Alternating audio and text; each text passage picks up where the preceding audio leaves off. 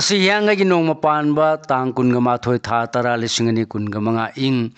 leibak pokpa numit asigi oiba rasifal miyamda pijari mes rasifal ningba thungba misang hengatpagi nungai jaba maruma pangna sanbiba numini yenabana thabak panba amadi sading henba yabadi lei aisa pakang yona laibak phagani thoni polam lei asangba higo Bris Rasifal ayuk pung tara dagi laibuk phaba amade wakhal thokpa hogani wanom thonom khara dikanagani ari bathabak pangani huran banadi yengthi leisa pakhang yona wakhal nungai gani thoni polam lei higo Mithun Rasi fal sarang narabadi matam mangani miwa thaja daba amadi noluna satpana mangba yabadagi kangani nasana na amadi miyam nadi yamna sanbi gani leisa pakhang yona mari phagani Thoni polam lei higo karkara sigi fal tapthau amadi ingthau natrabadi maruma panga phau khanagani ayupung tara phau badi yamna phaba khongsa leigani matung di seksillo leisa pakhang yoina phingmana mangjagani thoni polam lei chini angangba singara sigi fal yengnabana mangan ningani pangsinno khangba kalu yelamba phagani Yelamba phagani anirak khantabana oijaba hena phangani amadi ningba mapa sagani leisa pakhang yona laibak phagani thoni polam lei higo Kanya Rasigi fal miyamna yamna pamnaba nasang naransu haithoi singdoiba sakot hanba ngamjaba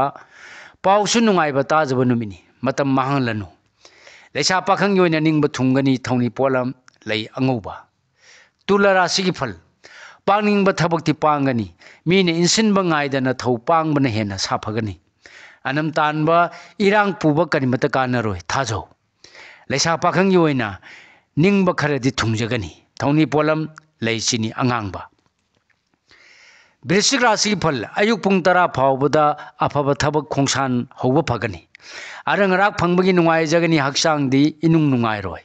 leisa pakhang yoina ngang thokpada rasi yaugani thoni polam leichini angangba Dhanu Rasi fal aningba laina pangani sel thum yamna kanagani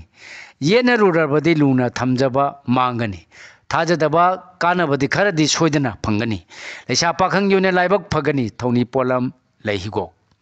Makar Rasi fal ayupung tara dagi mi pairamba kokani asa chauna manglomda changchinba yaragani nasana naita natana miyamna suthoina chanbigani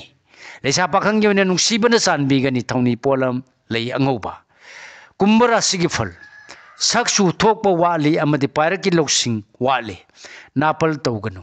naitom warep loganu thona phudoklabadi pangamdaba thabak pangani leisa pakhang yona ningbana ama oigani thoni polam leichini angangba Min Rasi fal ayuk pung tara phawba thau pangba hahuro maithiba leraroi imung manung maruma pang loinabadi kauganu mingsat phangani leisa pakhang yona ngang sakpa taningani thoni polam lei higo